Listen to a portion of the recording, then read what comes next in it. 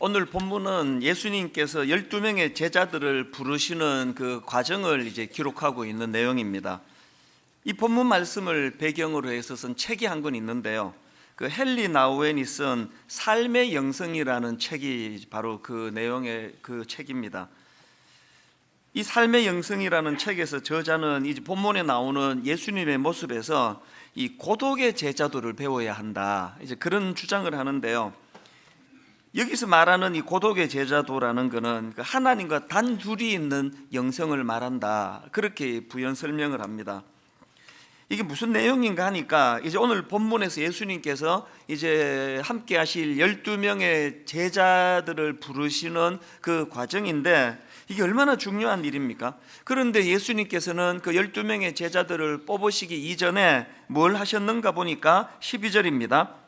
이때에 예수께서 기도하시러 산으로 가사 밤이 새도록 하나님께 기도하시고, 그 밤이 새도록 하나님께 기도하신 다음에 그리고는 13절에서 밝음에 그 제자들을 부르사, 이거에 이제 착안을 해가지고 여기에서 이제 이 예수님의 그 고독의 제자도를 배워야 한다. 그렇게 먼저 고독의 자리로 나가시고, 그 다음에 함께할 동역자를, 공동체를 이룰 제자들을 뽑으시고, 그리고 그 다음에 이후에 17절에 예수께서 그들과 함께 내려오사 평지에 서시니 그 제자의 많은 무리와 예수의 말씀도 듣고 병 고침을 받으려고 유대 사방과 예루살렘과 두로와 시돈의 해안으로부터 온 많은 백성도 있더라. 이 흐름을 아시겠죠? 그래서 이제 이 책 목차에 보면은 오늘 그 본문의 흐름을 세 단계로 나누어서 설명을 하는 것을 볼 수 있는데요. 그 첫 번째 단계가 뭐냐? 이 고독의 제자도, 이 첫 번째 단계입니다. 고독의 제자도가 뭐라 그랬습니까? 하나님과 단둘이 있는 영성이라는 겁니다. 그런가 하면은 두 번째 단계가 공동체의 제자도, 서로 약한 모습을 받아들이는 영성이라고 그렇게 부연 설명을 하고 있고요. 그런가 하면은 마지막 세 번째 단계가 사역의 제자도, 고통의 자리로 찾아가는 영성이랍니다. 예수님께서는 이런 자발적인 고독을 통해서 하나님과 깊은 교제의 시간을 가지는 게 가장 중요했고 가장 먼저 있었고, 그 다음에 공동체를 이루시고, 공동체를 이룬 목표가, 의미가 고통 속에 있는 그 시대 사람들을 치료하고 고쳐주고 도와주는 이 사역에 있었다. 이 세 단계를 오늘 본문에서 그렇게 발견할 수가 있다는 겁니다. 요즘 제가 묵상하는 나, 우리, 세상, 그 이 단계를 예수님이 하나하나 밟아 나가셨다, 이제 그런 내용을 다루고 있는 이야기입니다. 그러니까 예수님은 아주 철저하게 우선순위를 가지시고 철저하게 당신의 그 의도된 그런 방향으로 그렇게 사역을 하셨다는 걸 알 수 있는데요. 이런 예수님의 그 철저한 원칙은 뭐 성경 곳곳에서 발견할 수 있는 내용입니다. 제가 가끔씩 인용해 드리는 오병이어의 현장도 마찬가지 아닙니까? 엄청나게 막 열광하고 막 임금 삼으려고 하고 그렇게 칭찬이 넘쳐날 때 예수님께서 보여주신 반응 여러분 다 아시잖아요. 마가복음 6장 45절에 보니까 예수께서 즉시 제자들을 재촉하사 자기가 무리를 보내는 동안에 배 타고 앞서 건너편 벳세다로 가게 하시고, 그 다음에 46절 무리를 작별하신 후에 기도하러 산으로 가시니라. 지난주에 저는 유난히 그 두 포인트가 와닿았는데요. 먼저 보인 반응이 뭡니까? 예수께서 즉시 제자들을 재촉하사 막 그냥 열광하고 박수치고 막 대단한 호응을 보내고 있는데 예수님은 막 당황하시는 거예요. 막 즉시 서둘러라, 빨리 짐 싸라. 그리고 그 제자들과 격리가 되는 거예요. 그래서 제가 그걸 보면서 야, 이게 누가 막 우리는 그 정치하는 분들을 봐도 그렇고 뭐 목사인 저도 마찬가지예요. 누가 막 이렇게 막 저를 칭찬하면은 사실 너무 기분이 좋잖아요. 그래서 말은 뭐 에이 뭐 다 뭐 하나님이 하셨죠, 주님 뜻이죠, 뭐 이러면서도 속으로는 막 그 기쁨은 그렇게 그 부인하기가 어려워요. 그래서 이제 그런 자리에는 뭐 좀 더 오래 머물고 싶고 오래 있고 싶은 게 본능 아닙니까? 가끔 가다가 이제 정치가들이 그 반대하는 분들이 많은 지역이나 그 그룹을 방문했다가 막 계란 던지고 막 야유 보내고 하면은 막 즉시 제자들을 재촉해서 그 자리를 떠나는 걸 뉴스에서 많이 봤지만, 이렇게 열광하고 환호하고 박수치고 막 임금이 돼달라 왕이 돼달라 그러는데 막 즉시 제자들을 재촉해가지고 그 자리를 떠나는 경우는 저는 못 봤거든요. 예수님에게서 저는 이 본문에서 지난주 새삼스럽게 배우는 게 뭐냐, 누가 자꾸 저를 칭찬하고 저를 자꾸 과장스럽게 막 치켜 세우고 그러면은 그때는 어떻게 해야 될 때예요? 즉시 떠나야 될 때예요. 이렇게 시간이 이렇게 됐네? 그러고 막 급하게 그 자리를 떠나야 된다는 거예요. 그런가 하면은 그 46절에 무리를 작별하신 후에, 이 포인트도 저에게 와닿았지만 그게 다가 아니에요. 저기 지금 강조점은 뒤에 있잖아요. 무리를 작별하신 그것도 중요하지만 기도하러 산으로 가시니라. 뭔가 일이 잘 되고 막 사람들이 자꾸 칭찬하고 뭐 우쭐해질 때는, 그때는 첫째 이 위험한 때다 영적으로. 둘째, 이때야말로 의도된 고립이, 의도된. 여러분 막 이렇게 막 뭐 상황이 나빠지고 막 사업이 잘 되다가 갑자기 망하고 막 사람들에게 배척당하고 그래서 찾아오는 고독은요, 그건 굉장히 그 병든 고독이에요. 우리를 아주 그 병들게 만드는 고독이에요.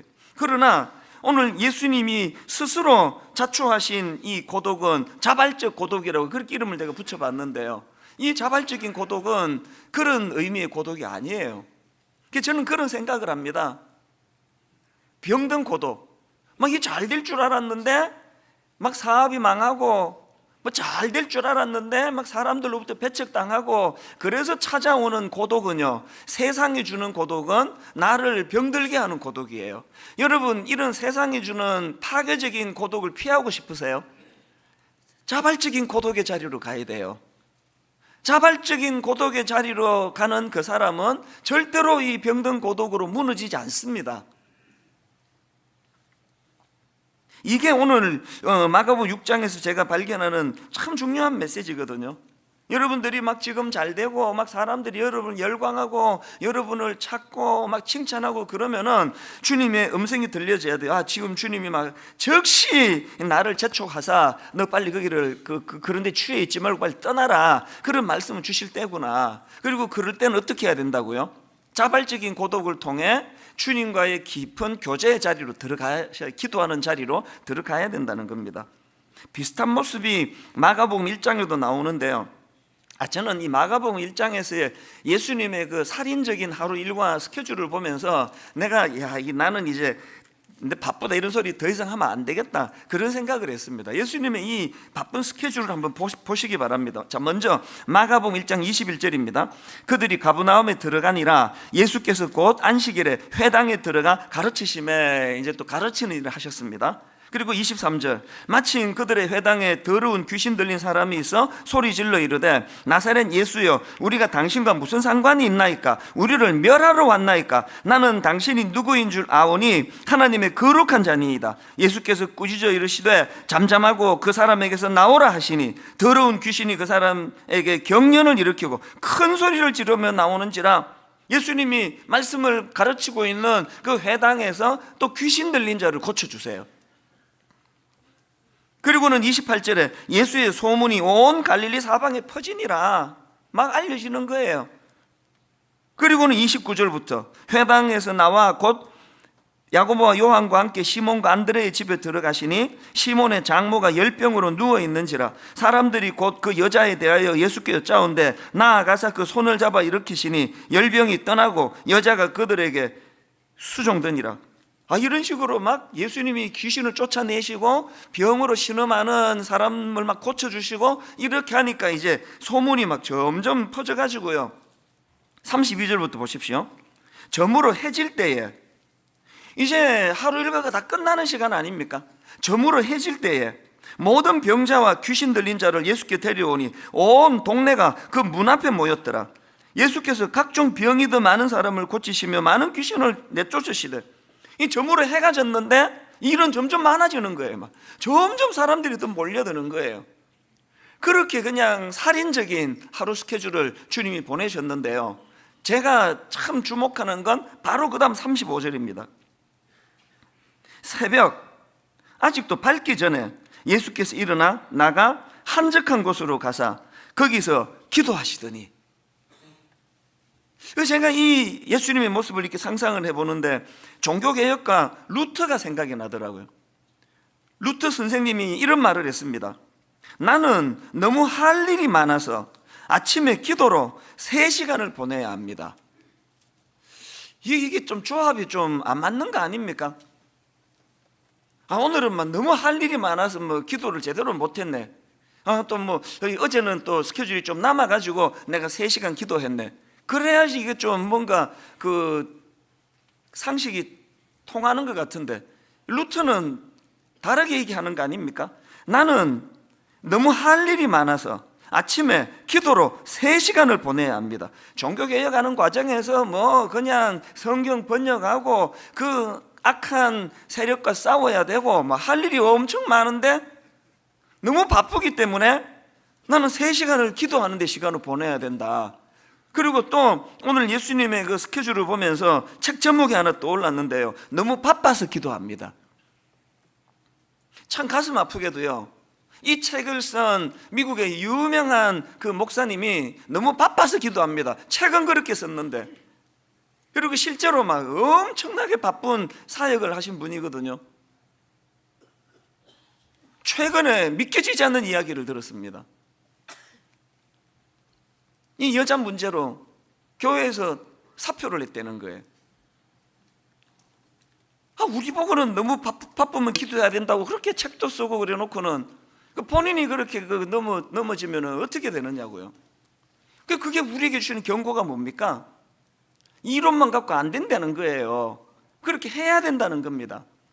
저는 이렇게 바쁜 목사님들이 이거 실족할 때마다 하나님께서 제 마음에 경고를 많이 주세요.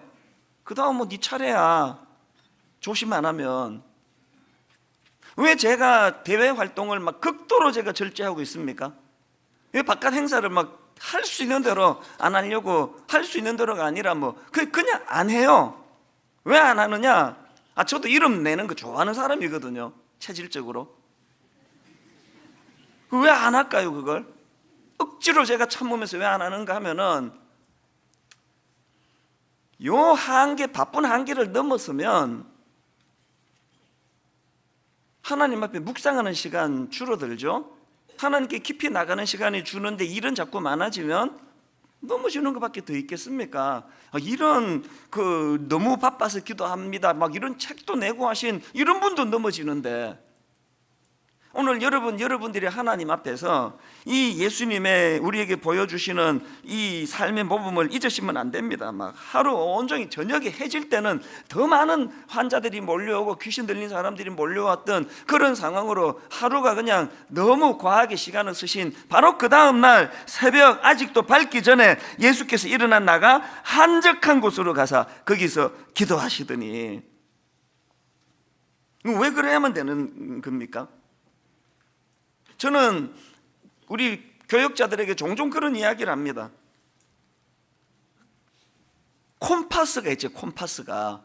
옛날 우리 학교 다닐 때 이 콤파스를 가지고 딱 그거 뾰족하게 나온 그 뾰족한 송곳 같은 걸로 그 바닥을 쿡 찍어 가지고 그렇게 원을 돌리면 아주 예쁘게 원이 그려지는 거 아닙니까? 이제 원이 점점 커진다 하더라도요, 이 콤파스가 정확하게 중심만 잡고 있으면요, 그래서 그걸로 만든 무슨 뭐를 돌리고 하는 걸 만들어도 절대로 흔들림 없습니다. 분당 우리 교회가 30몇 명으로 시작해가지고 막 한때 막 4,500명씩 등록하고 막 정신이 없을 때도 딱 성령님께서 딱 콤파스가 되어서 중심에 서 계시니까 혼란이 없는 거예요. 혼미함이 없는 거 아닙니까? 참 제가 하나님께 감사하는 것 중에 하나가, 교회가 막 갑자기 비대해지고 정신이 없을 때도 단 한 번도 교회적으로 혼란이 없었거든요. 막 일부 또 상처받고 쪼개져 나가고 이런 일들이 한 번도 없었습니다. 왜 그러냐? 성령님이 딱 중심을 잡아서 콤파스가 되어 주시니까 그것만 딱 붙잡고 가면은 원은 아무리 커져도 괜찮거든요. 제가 우리 아들 딸들에게 종종 이야기를 해요. 니들이 한번 크게 쓰임 받아라. 하나님 앞에 제대로 쓰임 받아라. 그러려면 중심부터 배워라. 중심 잡는 법을 배우지 않고 크게 되면 그것 때문에 망한다. 딱 중심을 잡고, 막 예수님이 아무리 막 그냥 일 바쁘고 찾는 사람 많고 사역이 많아도 우선순위를 가지고 첫째가 뭐였습니까? 자발적인 고독의 자리. 어떤 경우라도 성부 하나님과 깊은 인격적인 교제를 나누시는 이런 자리는 양보할 수 없는, 이게 우선에 딱 서 계시니까, 그 모범을 우리에게 가르쳐 주시니까. 저도 지금 초저녁에 자고 막 한 2시, 3시 이렇게 일어나면은 희생해야 되는 게 많습니다. 부부간에 대화하는 시간도 당연히 뭐 저녁 먹고 나면 뭐 그 시간밖에 없는데, 우리 집사람은 또 심야형이에요. 미술을 전공했기 때문에 주로 뭐 음악 미술은 또 밤에 또 영감이 또 오른다 그러대요. 요새는 미술 활동도 안 하는데도 밤 늦게까지 안 잡니다. 그리고 또 그때 집중이 더 잘 된대요. 우리 부부는 서로를 존중하기 때문에 강요 안 해요. 그래서 나는 초저녁에 가서 자고, 우리는 조그만한 침대 하나만 있으면 됩니다. 1교대 먼저 내가 가서 자고, 그리고 나올 때쯤 2교대 들어가서 자고, 아무런 문제가 없다고 지난번 설교도 말씀드렸잖아요. 어떤 경우라도 여러분, 이 하나님 앞에 그 독대하는 그 시간, 분당 우리 교회에서 담임 목사인 제가 이거는 하나님에 대한 또 성도님들에 대한 기본적인 예의라고 생각해요. 그래서 하나님 앞에 꼭 새벽 미명에 이른 아침에 9시 출근하고 나면은 그 제 시간이 아니잖아요. 그래서 이른 아침에 하나님과 교제하고 그분과의 그런 독대하는 시간을, 그래서 자발적인 고독. 여러분 어떨 때요? 한 1시 반, 2시 이렇게 잠이 깨지면 늘 그런 건 아닌데요, 막 고독이 물밀듯 밀려올 때가 있습니다. 얼마나 외로운지 아세요? 이 큰 교회 목사가 하나님 앞에 단독자로 홀로 서 있는 것 같은 그 막 외로움이 막 엄청 밀려올 때가 있습니다.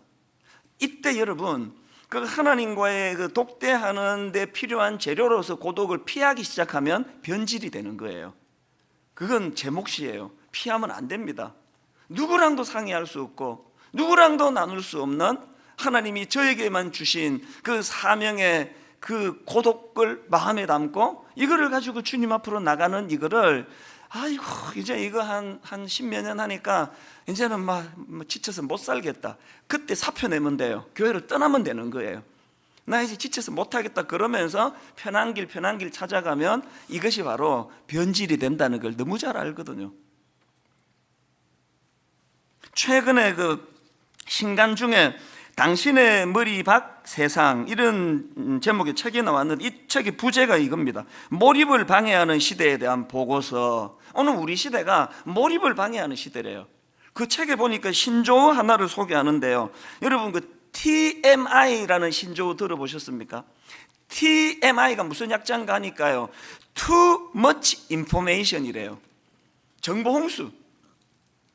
뭐 이 분당 우리 담임 목사로 있으면요, 막 머리가 터질 것 같아요. 막 온 사방에서 이야기, 소식, 정보 막 이런 게 들려오면은 막 어떨 때는 진짜 막 숨이 안 쉬어져. 숨이 막 너무 버겁다. 막 머리가 막 꽉 차 있을 때 어떻게 하는지 아시죠? 막 빨리 집에 가서 뭐 저녁 후딱 먹고 바로 자요. 저는 빨리 자고, 그리고 머리 다 비운 상태로 이른 아침에 하나님 앞에 독대하면서 하나님 앞에 정리를 하면은 하나님이 어제 그 복잡한 이런 것들을 다 정리를 해주시거든요.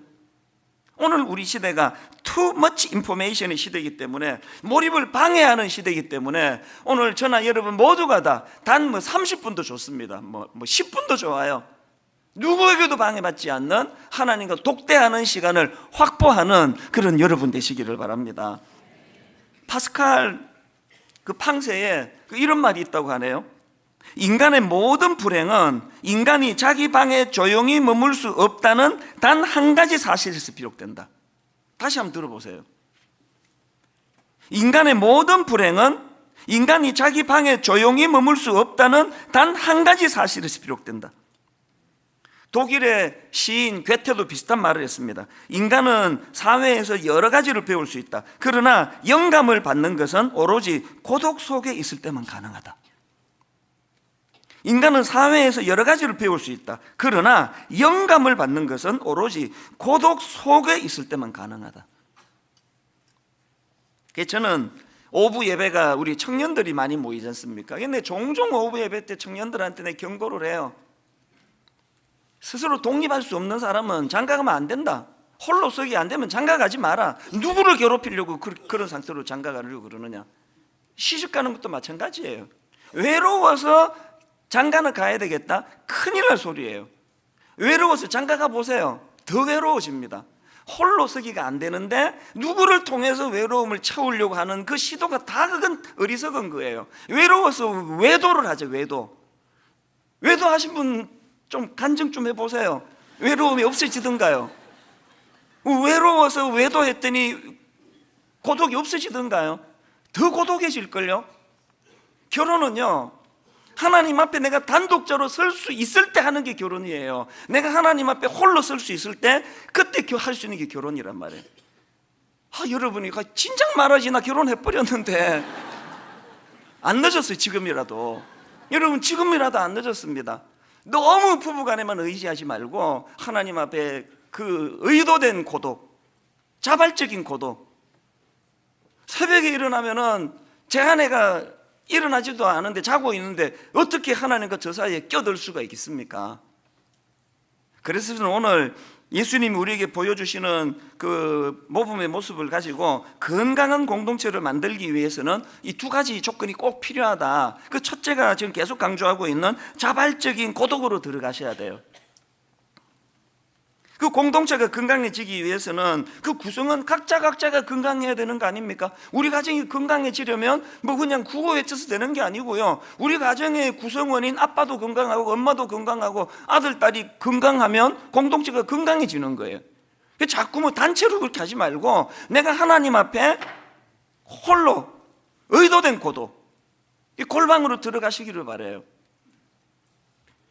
저는 오늘 우리 시대가 너무 두려운 사람이에요. 왜 두려운지 아세요? 오늘 우리 시대는요, 이 욕망의 브레이크가 고장이 나버린 것 같아요. 오늘 우리 시대는 진짜 두려워요. 이게 뭐 종착점이 안 보이잖아요, 지금. 지난주 막 내내 그 시끄럽게 만든 그 뉴스에 나오는 연예인 그 사건, 무슨 성적으로 무슨 뭐를 하고 뭐 동영상을 어떻게 하고 막 그런 이야기가 들려질 때 마음이 막 너무 힘든 거예요. 제가 힘든 것 중에 하나가 어떤 분하고 대화하는데 그런 얘기 하더라고요. 자기가 그 참 마음이 힘든 게 그런 그 짓을 저지른 그 사람들이 죄책감이 하나도 안 느껴진다는 거예요. 그러고 보니까 저도 그렇게 느껴지더라고요. 왜 죄책감이 안 느껴질까요? 욕망의 브레이크가 지금 고장이 났기 때문에 어디까지 간 거예요? 들킨 게 이게 재수가 없는 거지. 이거 뭐 할 수 있는 거 아니야 그거? 오늘 우리 시대가 나 두려운 게 이 욕망이 지금 완전히 지금 홍수를 이루는 이것도 지금 내가 적응을 못 하겠는데 이게 끝이 아니라는 거. 이게 어디까지 계속 가는 건가 이게 지금? 자녀 교육이 진짜 두려운 게 이거 아닙니까? 뭐 이 얘기만 하면은 온 세상 애들이 다 그러는데 왜 아빠만 그러느냐고. 그게 또 끝이 아니에요. 그게 어디까지 갈지 몰라요. 이 동성애 문제가 이게 보통 지혜를 가지고 접근하지 않으면 안 되는 문제 아닙니까? 어떤 경우라도 그 사람은 우리가 품고 용납하고 수용하고 기도해 줘야 되고, 그러나 또 그럼에도 불구하고 하나님께서 원하지 않으시는 일에 대해서는 분명히 우리가 중심을 가져야 되는데, 저는 그 미국이나 유럽에 있는 많은 교회들을 보면서 동성애를 허용하고 그것만이 문제가 아니고 이 브레이크가 고장이는 어디까지 갈지가 모르는 거예요. 우리 자식들에게 이 가정이 유지가 될까요? 동성애 남자 여자도 사랑하는 것이 다 허용이 되는데 왜 결혼은 왜 남자 하나 여자 하나만 해야 되느냐고. 이제 그런 시대가 올 것 같은데요. 우리가 정말 두려워해야 되는 건요, 이 욕망이라는 기차가 지금 브레이크가 고장이 난 시대를 우리가 살아가고 있기 때문에 어떻게 해야 됩니까? 우리 스스로가 의도된 고립, 우리 스스로가 자발적인 고집의 자리로 들어가서 그런 세상의 영향을 받는 것이 아니라 하나님으로부터의 영향을 받는 이런 시간을 매일매일 확보하지 않으면요, 여러분, 우리 어른들도 그 영향을 안 받습니까? 용어, 그 젊은 사람들이 쓰는 용어 어떤 거가 있죠? 왜들은 저런 천한 말을 쓰느냐고 막 그러는데, 어른들 보면은 한 2, 3년 지나면 그 말 막 쓰고 있는데요. 그게 문화예요. 자꾸 익숙해지면은 한 발 늦게 따라가는 거거든요. 유행어 이런 거는 따라가도 괜찮지만, 오늘 이 브레이크가 빠져버린 이 욕망의 이 기차를 하나님 아버지 어떻게 해야 되겠습니까? 그래서 우리가 늘 하나님 앞에 묵상하고 그 자발적인 그 고독의 자리로 들어가셔야 돼요. 이렇게 계속 하나님 말씀에 영향을 받으셔야 돼요. 그래서 이런 새벽에 일어나거나 할 때 그 설교 자꾸 듣지 마시고요, 말씀을 들으셔야 돼요. 말씀. 그 드라마 바이블 같은 걸로 말씀을 듣고 말씀을 묵상하고 큐티하고 말씀을 읽으셔야 돼요. 이 설교는 오류가 많습니다. 최근에도 제가 한 10몇 년 전으로 기억하는데요, 그 다이돌핀에 대해서 설교한 적이 있잖아요. 그 다이돌핀이 엔돌핀보다 4,000배나 뛰어난 호르몬이라고 인터넷에선가 제가 그거를 보고 설교 시간에 인용했더니, 최근에 그 전문가 강의를 들어보니까 다이돌핀이라는 물질 자체가 없는 거래요. 그럼 그 설교는 어떻게 되는 겁니까? 이 다이돌핀은 완전히 제가 그 인터넷 보고 잘못 인용한 거거든요. 이렇게 설교는 오류가 많아요. 이런 식으로 오류 잡아내자 그러면 한도 끝도 없습니다. 그러니까 너무 설교를 의지하지 말고, 설교는 성경을 읽게 만드는 그냥 그 동료 정도로 받으시고, 말씀의 설교의 은혜를 받으면 말씀을 듣고 말씀을 펴는, 그리고 말씀을 묵상하는, 지금 여러분 드라마 바이블을 가지고 지금 엄청 지금 열기가 일어나는 게 너무 감사해요. 제가 그저께 우리 교회 홈페이지에 드라마 바이블 조회수를 살펴보니까 첫날 조회수가 3만 건이 넘었더라고요. 우리 교회 숫자를 훨씬 뛰어넘는 이런 조회가 있는 것을 보면서, 그리고 또 스마트폰으로 앱 다운받아서 듣는 분이 또 얼마나 많겠습니까? 너무너무 기쁜데요, 그걸로 시작을 하시되 그걸로 만족하시면 안 됩니다. 말씀을 계속 들으시면서 점점 깊이 있게 묵상하고, 그래서 여러분 자발적인 고독의 자리로 나아가시는 그런 저와 여러분 되시기를 바랍니다. 그런가 하면 두 번째로요, 그 모임이 건강해지기 위해서는 구성원 각자가 자발적인 고독의 자리로 나가야 되지만 또 하나 더 있습니다. 그렇게 만들어진 건강한 구성원이 계속 건강해지려면 두 번째로 그 공동체가 꿈, 장래의 소망, 이런 것들로 채워져야 된다는 거예요. 오늘 본문 17절 18절에서 제가 참 지난주 너무 내 마음을 뜨겁게 하는 이런 요소를 발견했는데요. 자, 17절 18절 세 번 얘기입니다. 예수께서 그들과 함께 산에서 내려오셔서 평지에 서셨다. 거기에 그의 제자들이 큰 무리를 이루고, 또 온 유대와 예루살렘과 두로 및 시돈, 해안 지방에서 모여든 많은 백성이 큰 무리를 이루었다. 그들은 예수의 말씀도 듣고 또 자기들의 병도 고치고자 하여 몰려든 사람들이다. 악한 귀신에게 고통을 당하던 사람들은 고침을 받았다. 지금 예수님이 깊은 자발적인 고독을 통해 하나님과 교제하는 시간을 가지시고, 그 다음에 제자들을 세워 공동체를 이루시는데, 이게 동호회 하려고 모인 게 아니라는 거예요. 사명을 위해서, 너무나 신음하는 이 시대 사람들을 치료하기 위해서. 여기 나오는 거기에 그의 제자들이 큰 무리를 이루고라는 이 말씀을 읽는데 마음에 상상력이 생기는 거예요. 솔직히 출발은 오합지졸이에요. 소수예요. 12명 중에 쓸만한 사람이 한둘도 안 돼요.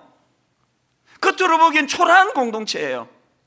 그런데 제가 이 예수님의 이 본문 말씀 읽으면서 머리에 확 들어오는 성경이 하나 있었는데, 이사야 60장 22절 개역 성경으로 보세요. 그 작은 자가 천을 이루겠고 그 약한 자가 강국을 이룰 것이라. 때가 되면 나 여호와가 속히 이루리라. 세 번역으로 그들 가운데 가장 작은이라도 한 족속의 조상이 될 것이며 가장 약한 이가 강한 나라를 이룰 것이다. 내가 깨달은 게 뭐예요? 하나님 나라의 구성원인 여러분이, 난 이제 다 컸어, 내 얼마나 대단해, 이 생각 자체가 이게 회개거리예요. 교회가 커지지 목사가 커지는 겁니까? 하나님 나라는 자기가 크다는 생각하는 사람이 모이는 데가 아니에요. 하나님 나라는 작은 자예요. 하나님 나라는 약한 자가 모이는 곳이에요. 나는 약하다고, 나는 작은 자라고. 그런데 그 작은 자들이 모여가지고 꿈을 꾸는 거예요. 비록 내가 현실은 초라한 시몬이지만 장차 반석이 될 것이라고. 이 원리를 잊으시면 안 됩니다. 분당 우리 교회가 왜 위험합니까? 너무 큰 교회가 돼버렸어요. 우리 개개인이 왜 위험합니까? 너무 똑똑하잖아요.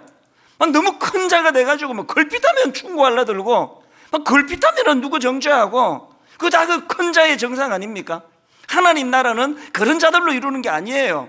하나님 나라는 그 작은 자가 천을 이루겠고, 여전히 초라하고 여전히 보잘것없는 인생이지만 그 작은 자가 천을 이루겠고, 그 약한 자가 강국을 이룰 것이라. 때가 되면 나 여호와가 속히 이루리라.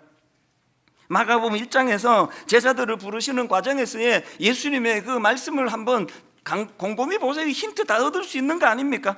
마가복음 1장 16절, 갈릴리 해변으로 지나가시다가 시몬과 그 형제 안드레가 바다에 그물 던지는 것을 보시니 그들은 어부라. 예수께서 이르시되 너 어느 대학 나왔니? 너 학교 다닐 때 그 학점이 어떠니?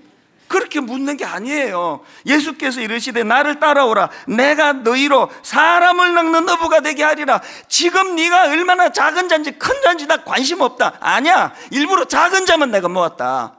일부러 작은 자들만 모았는데, 네가 할 일 하나 있다면 꿈을 꾸는 거다. 꿈.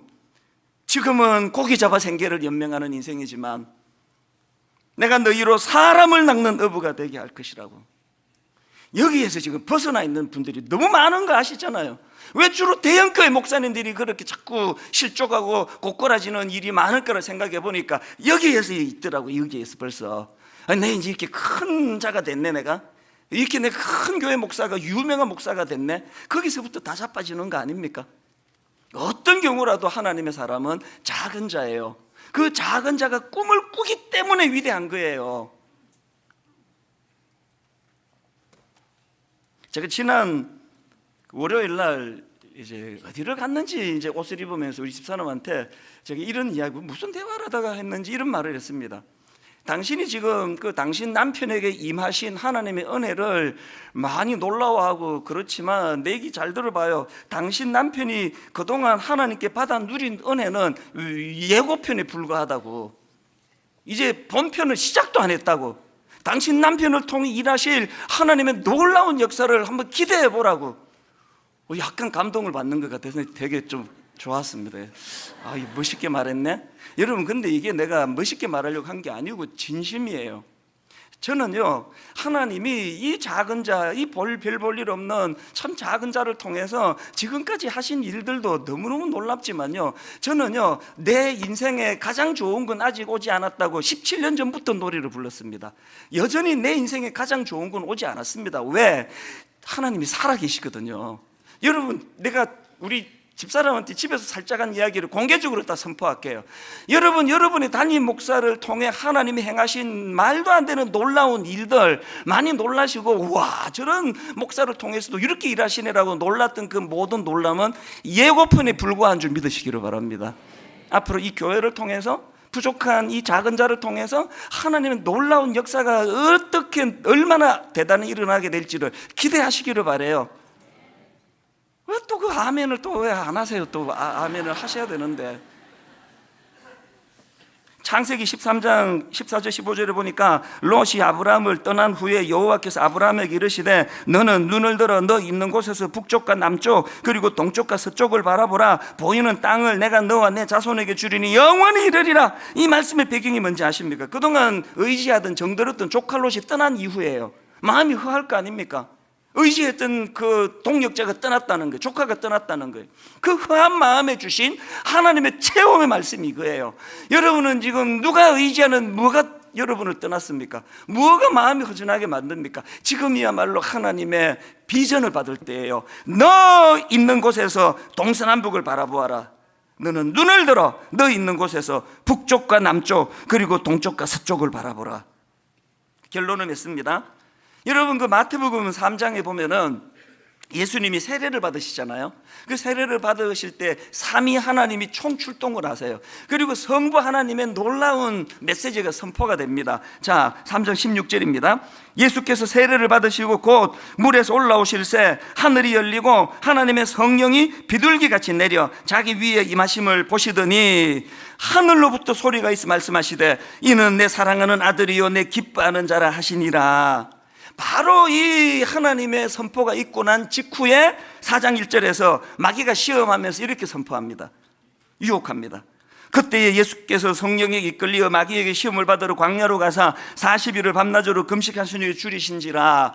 아까 제가 인용해 드렸던 삶의 영성이라는 책에서요, 이 부분을 가지고 글을 짧게 하나 썼는데 가슴이 벅차 올랐습니다. 그 내용을 한번 읽어 드릴게요. 들어보시기를 바랍니다. 예수님이 너는 내 사랑하는 자라라는 음성을 들으신 직후에 또 다른 음성이 들려왔다. 이제 마귀가 하는 이야기예요. 네가 사랑하는 자임을 증명해 봐라. 뭔가 보여주라. 이 돌을 빵이 되게 해라. 유명해져라. 성전에서 뛰어내려라. 그러면 너의 명성이 자자해질 것이다. 권력을 잡으라. 그러면 진짜 영향력이 생길 것이다. 너는 영향력을 원하지 않느냐? 그래서 세상에 온 게 아니냐? 그러자 예수님께서 단호하게 말씀하셨다. 아니, 나는 아무것도 입증할 필요가 없다. 나는 이미 사랑받은 자다. 이게 제가 너무너무 저에게 이게 영감으로 다가오더라고요. 이게 오늘 딱 마귀가 우리에게 유혹하는 거 아닙니까? 너 같은 거 누가 사랑하겠냐고. 니같이 가난한 거, 니같이 무능한 남편을 누가 사랑하겠냐고. 인정받고 싶으면 공부 열심히 하란 말이야. 네 학교 성적 그래가지고 너 같은 거 누가 사랑하겠냐고. 너 이렇게 장가라도 가겠어? 사랑받고 싶으면 더 열심히 해. 전교권에 들어가. 명문대학 가. 좋은 데 취직하란 말이야. 이 사단이 우리에게 던지는 메시지 아닙니까? 가슴 아픈 건요, 부모가 거기에 놀아나가지고 그거 메시지를 자녀에게 전달하는 역할을 하는 게 우리나라 부모 아닙니까? 가끔씩 주례를 하다 보면 마음이 너무 슬퍼요. 부모를 떠나가는 그 과정에서 너무나 부모에게서 이 상처를 많이 받아가지고 치유가 안 돼서 저한테 주례 부탁하러 와서 우는 우리 신랑 신부, 예비 신랑 신부가 종종 있습니다. 뭘 회개해야 됩니까? 계속 마귀 대변이 나는 거 아닙니까? 하나님이 이는 내 사랑하는 자라고 내 기뻐하는 자라고 그 선포가 끝나자마자 높은 데서 뛰어내리라고, 이 돌을 떡으로 만들어 보라고, 뭔가 능력을 나타내면 네가 하나님의 아들이라고 인정받고 사랑받을 거 아니냐고. 그럴 때 주님이 긴 말씀 안 하셨잖아요. 내가 너한테 그렇게 증명할 이유가 하나도 없다. 왜? 나는 이미 사랑받는 자기 때문이다. 왜 골방으로 가야 되는지 아세요? 설교하고 나면 어떤 날 설교가 잘 안 풀리면 마귀가 바로 공격을 해요. 이제 네 설교 한 10년만 들은 사람은 은혜를 더 못 받아. 그 식상하지, 네 설교 뻔한 설교를 누가 듣고 있겠냐고. 주일 저녁에 얼마나 위축이 되는지 아십니까? 아무리 노력을 해도 이 뭐 한 사람 입에서 뭐 어떻게 다양한 설교가 나오겠냐고요. 너무너무 위축이 될 때 저는 빨리 자요. 생각하기 싫어가지고 새벽에 일어나서 하나님 앞에 자발적인 고독의 자리로 나아갈 때 하나님이 제게 주시는 메시지는 주님에게 주신 메시지 똑같습니다. 네가 설교 잘해서 이쁜 게 아니야. 네가 앞으로 설교를 못하게 된다고 내가 너를 미워하지 않아. 나는 네 존재가 너무 사랑스럽기 때문이야. 십자가로 너를 구원해 주었기 때문에 네 존재가 내겐 너무 이뻐. 어떨 때는요, 새벽에 말씀 주세요. 이 목사 너무 애쓰지 마라. 그 사랑받으려고 너무 애쓰지 마라. 네 존재가 그게 사랑받을 수밖에 없는 거다. 우리 자녀들에게 저질렀던 잘못된 교육을 회개하시고, 조건, 네 뭐 하면, 성적 얼마 나오면, 네가 이렇게 되면, 명문대 가면 사랑받을지 모르지. 사단의 메시지예요. 그렇지 않습니다. 어떤 상황이라도 우리 아들이 우리 딸이 누구 앞에서라도 나는 사랑받는 사람이라고, 어른들이 먼저 자발적인 고독의 자리로 가셔서 여러분이 사랑받는 존재로서 회복이 이루어지고 그 자신감으로 자녀 교육을 행하시는 귀한 성도님들 되시기를 바랍니다. 오늘 말씀을 기억하시면서 우리 이 찬양이요, 모든 상황 속에서 주를 찬양할지라. 주님은 너의 큰 상거, 큰 도움이시라. 주의 얼굴 구할 때 주의 영을 부어사 크신 사랑 안에서, 이거 아십시오, 크신 사랑 안에서 주를 보게 하소서. 우리 가사를 생각하시면서 함께 찬양하시겠습니다.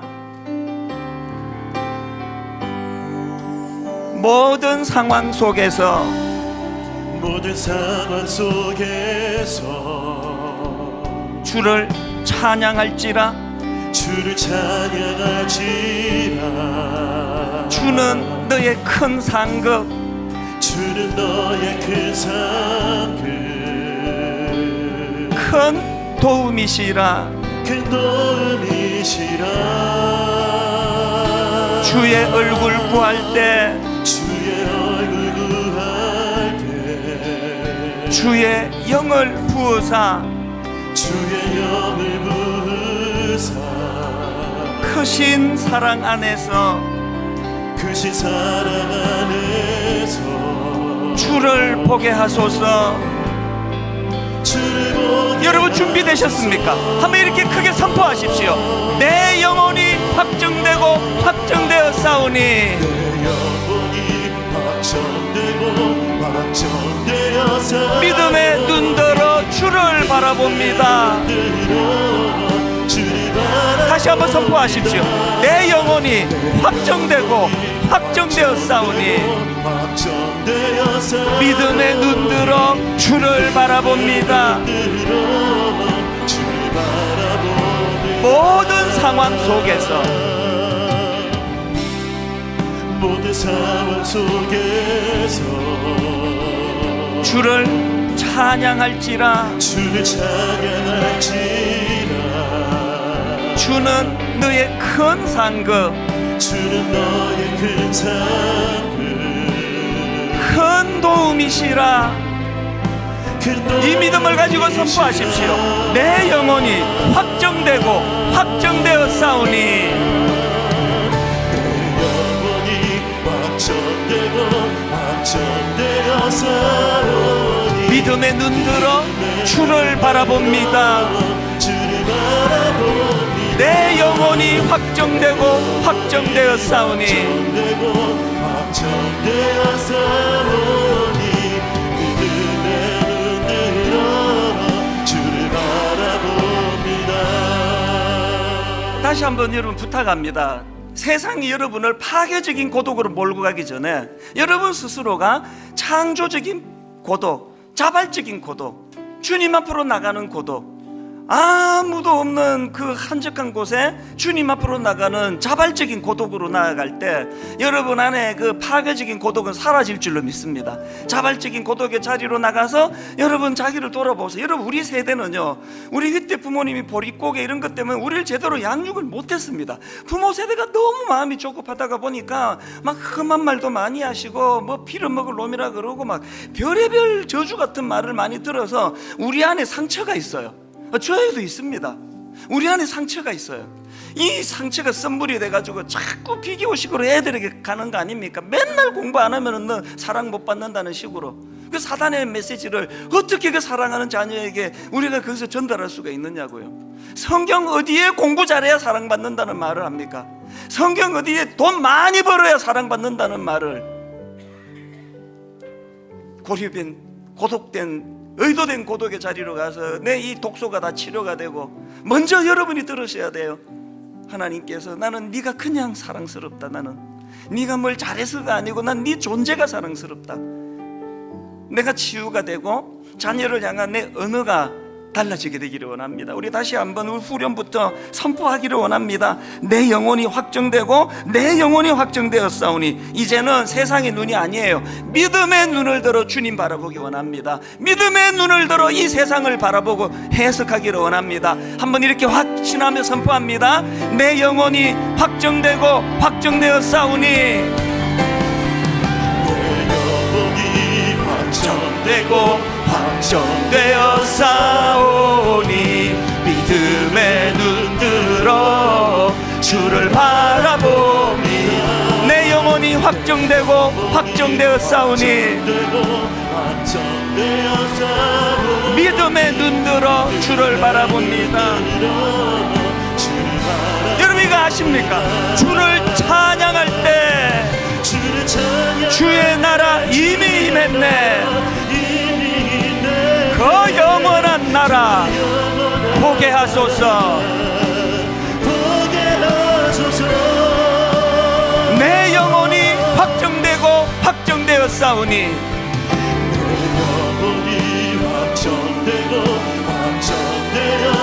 믿음의 눈 들어 주를 바라봅니다.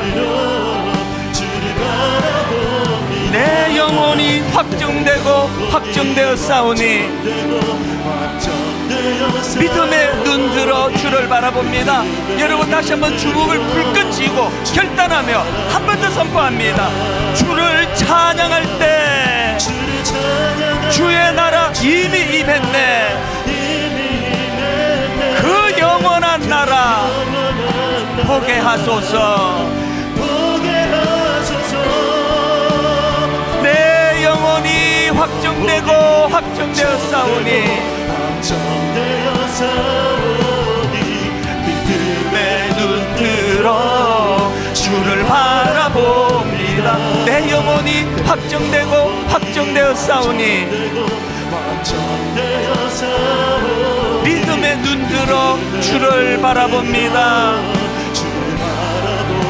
주의 영광 이곳에 가득해. 영광 이곳에 가득해. 우린 선의 주님과 함께 찬양하며 우리는 전진하리. 모든 열방 주 볼 때까지. 우리 다 자리에서 일어나셔서 내 눈 주의 영광을 보내. 이거 아십니까? 우리 가운데 계신 주님 영안을 열고 바라보세요. 그 빛난 영광 온 하늘 덮고 그 찬송 온 땅 가득해. 영안을 열고 바라보시기 바랍니다. 내 눈 주의 영광을 보내. 오늘 우리가 드리는 찬송 가운데 서신 주님, 주님의 얼굴은 온 세상 향하네. 권능의 팔을 드셨네. 온 마음을 다하여 찬양하기 원합니다. 주의 영광 이곳에 가득해. 이곳에 가득해. 우린 선의 주님과 함께 찬양하며 우리는 전진하니. 언제까지? 모든 열방 주 볼 때까지. 하늘 아버지 우리를 새롭게 하사 열방 중에서 주를 섬기게 하소서. 모든 나라 일어나 찬송 부르며 영광의 주님을 보게 하소서. 보게 하소서. 주의 영광 이곳에 가득해. 우린 선의 주님과 함께 주님과 함께 찬양하며 우리는 전진하리. 언제까지? 모든 열방 주 볼 때까지. 우리 말씀을 기억하며 이 통성으로 기도할 때 아버지 우리 가정을 살려주시기 원합니다. 우리 아들 우리 딸 이 욕망의 고삐가 풀려버린, 이 욕망의 브레이크가 풀려버린 이 정신없는 이 세상에 오늘도 우리 아들이 학교로 가야 되고 직장을 가야 되는데 우리 딸이 아버지 거기에 휩쓸리지 않기 위하여 우리가 중심을 잡고 아버지 자발적으로 주님 앞으로 고독의 자리로 나가기 원합니다. 오늘 말씀을 기억하시고 이 통성으로 같이 우리 자녀와 가정과 교회를 위하여 기도하시겠습니다. 같이 기도하십니다. 살아계신 하나님 아버지, 하나님 아버지 은혜를 이 시간 구합니다. 주의 영광 오늘 이곳에 충만하게 누리게 하여 주시고 이제 아버지 내일부터 다시 이 세상을 향하여 나아갈 때에 하나님 아버지 매 순간 살아계신 하나님을 복대하고 그분을 의지하며 그분이 주시는 메시지를 아버지 내 삶의 지침으로 삼는 인생 되기 원합니다. 회복을 경험하게 해주시옵시며 믿는 모습 그대로 나를 바라보시는 하나님의 사랑을 경험할 수 있는 은혜를 허락하여 주시기를 간절히 원합니다. 아버지 하나님 평강한 많은 시대 속에서 하나님 나를 바라보시는 시선을 느끼게 해주시옵소서. 평강한 많은 시대 속에서 아버지의 그 사랑을 경험할 수 있는 은혜를 회복시켜 주시기를 원합니다. 아버지 우리 가정 가운데 그 사랑을 부어주시옵고 아버지 이 세상에 그 사랑을 변화되게 해주시옵시며 부족한 모든 영역이었음에도 그들의 통해서 역사하신 하나님 아버지 은혜입니다. 주님께서 그들을 허락하여 주시기를 원합니다. 주님이 바라볼 수 있는 일이 알려지게 해주시고 아버지 하나님의 부르신 그 마음을 우리에게 보여주셔서 그 마음을 얻을 수 있는 은혜를 주시옵소서. 하나님 아버지 오늘도 이 세상은 끊임없이 우리를 향해 잘못된 가치관으로 우리를 흔들어 놓고 있습니다. 그래갖고 사랑을 받겠냐고, 그렇게 무능해가지고 어떻게 사랑을 받겠냐고, 누가 너 같은 걸 사랑하겠냐고. 하나님 우리 어린 자녀들이 싹시 제대로 펴보기도 전에 어린 꼬맹이 시절부터 끊임없이 이렇게 공부 열심히 안 하면 사랑 못 받는다고, 더 이뻐지지 않으면 사랑 못 받는다고, 너무나 가슴 아프게 우리 부모들의 입술을 통하여 그 잘못된 메시지가 끊임없이 전달되어 왔기 때문에 너무 많은 아이들이 하나님 형상을 닮은 그 존귀함을 모르고 살아가고 있는 것, 너무나 많이 열등감에 빠져 있다 보니 악한 것들이 조건을 걸고 유혹하면은 거기에 바로바로 넘어지는 현실을 아버지 가슴 아프게 목도하는 것이 오늘 이 시대입니다. 부모된 우리가 먼저 회개하며 하나님이 예수 그리스도가 뚜렷한 기준을 가지시고 그렇게 사역의 자리로 나아가셨던 것처럼 우리 부모들도 먼저 삶의 기준이 회복되고 바쁠수록 주님 앞으로 나아가 주님의 말씀으로 지침을 삼으며 그렇게 하나님 아버지 자발적인 고독의 자리로 나아감으로 말미암아 세상이 우리에게 던져주는 파괴적인 고독은 피하는 그런 은혜롭고 지혜로운 아름다운 인생이 되도록 인도하여 주시옵소서. 이번 한 주간도 오늘 배운 그대로 실천하려고 애쓰는, 그래서 하나님의 은혜를 많이 누리는 그런 복된 한 주간 되도록 인도하여 주시옵소서.